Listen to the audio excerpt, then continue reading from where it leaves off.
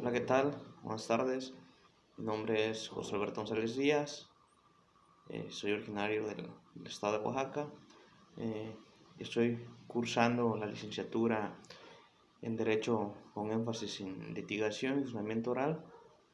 Es un placer para mí encontrarme en esta nueva materia tan importante que es el Derecho Internacional Público y Privado. En esa primera actividad donde vamos a tocar el tema acerca de la introducción al derecho internacional público. Antes que nada, pues para darle inicio a un tema relevante o tan importante, pues hay que tener presente el marco de la definición o el concepto del tema a tratar. Y pues el tema, valga la redundancia, pues vamos a hablar del derecho internacional público. ¿Qué es el derecho internacional público? Pues es un sistema jurídico que se diferencia de los sistemas jurídicos nacionales de los estados que integra la comunidad internacional, debido al hecho de que no cuenta con órganos especializados que se encarguen de crear sus normas ni de aplicar de manera las sanciones a los transgéneros de las mismas. El derecho internacional público solo pueden ser sujetos de derechos y obligaciones los estados y los organismos internacionales, pero debemos tener en cuenta que hay en algunos casos que las personas privadas pueden ser objeto de las sanciones de derecho internacional. Esto sucede cuando dichas personas dañan los bienes jurídicos protegidos por el derecho internacional público.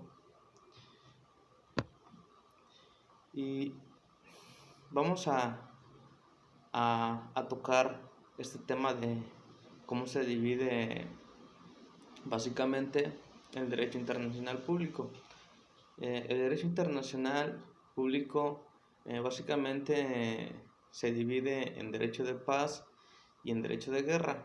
En derecho de paz regula todas aquellas relaciones entre los sujetos de derecho internacional público en donde no se hace uso de las fuerzas armadas.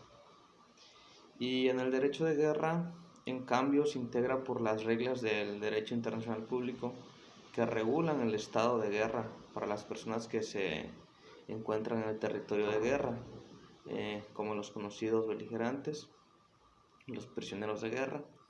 También se divide por otra parte en derecho universal. ¿Esto qué quiere decir? El derecho universal que pues marca todo el territorio, como su nombre lo indica o hace referencia, a nivel internacional territorial.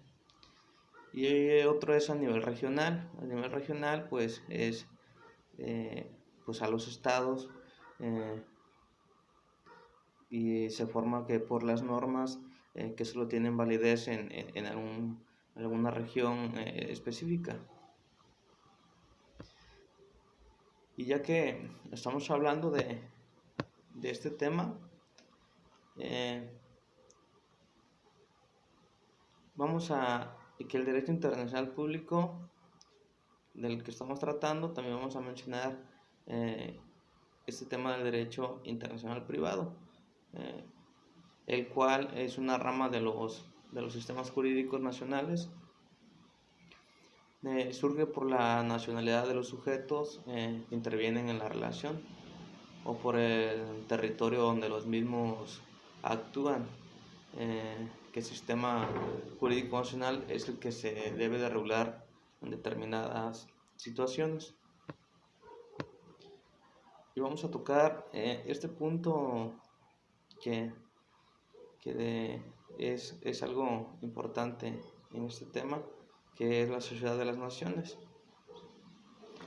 Para tener un poquito de idea de esta, cómo inicia o cómo se promueve esto de la Sociedad de las Naciones, pues debemos tener en cuenta que primero eh, debe haber un primer término, un tratado de derecho internacional, y en ese caso pues es el público, donde se reconoció expresamente la soberanía de los estados, que fue el Tratado de Paz de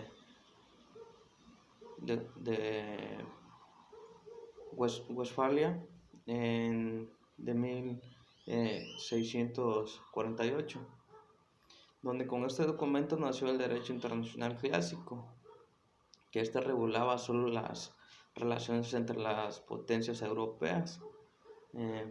Los principios del derecho internacional clásico fueron el derecho de soberanía absoluta y el derecho de la guerra. Durante la Primera Guerra Mundial hizo manifiesto que con las armas modernas el derecho a la guerra resultaba muy peligroso para el futuro de la humanidad, por lo que se comenzó a cuestionar si la guerra debe ser considerada como un medio legítimo de la política. Fue así como al final de esta Primera Guerra Mundial se creó esta Sociedad de las Naciones, que se estableció en el Tratado de Versalles para promover la cooperación internacional y para fortalecer o iniciar lo que es la paz y la seguridad.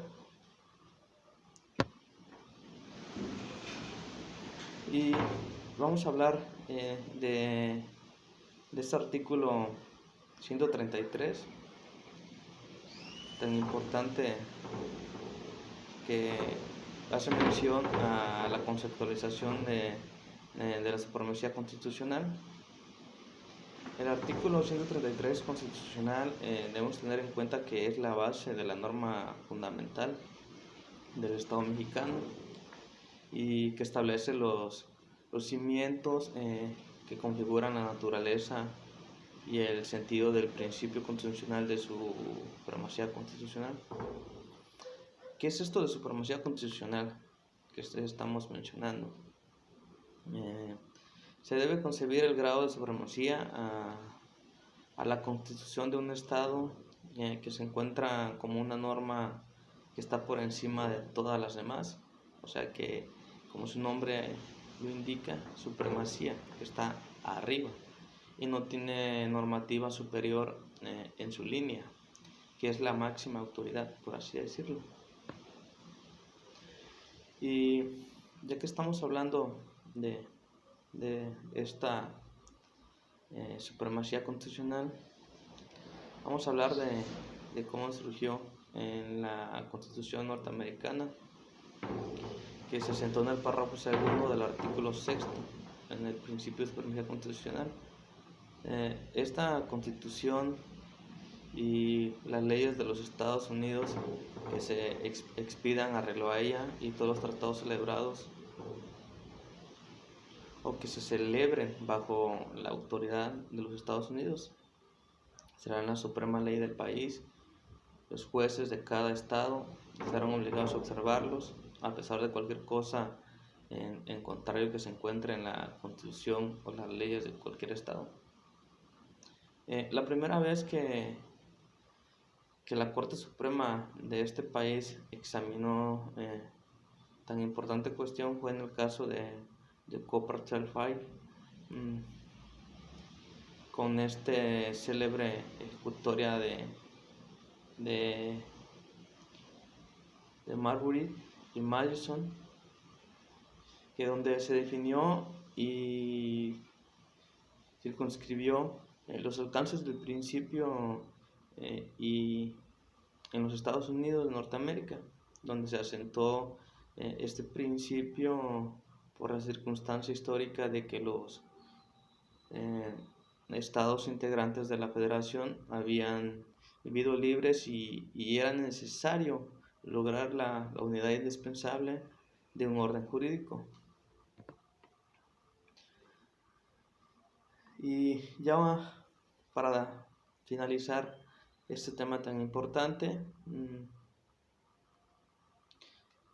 tenemos que tener en claro que el principio de supremacía constitucional y la explicación acerca de que el artículo 133 constitucional en México consagra este tal principio, además de su coincidencia gramatical. Podemos dividirla en forma formal y material. Y en resumen, pues este artículo 133 constitucional pues se caracteriza por enunciar la jerarquía de las normas en el orden jurídico mexicano. Pues de mi parte ha sido todo. Nos vemos la próxima. Saludos.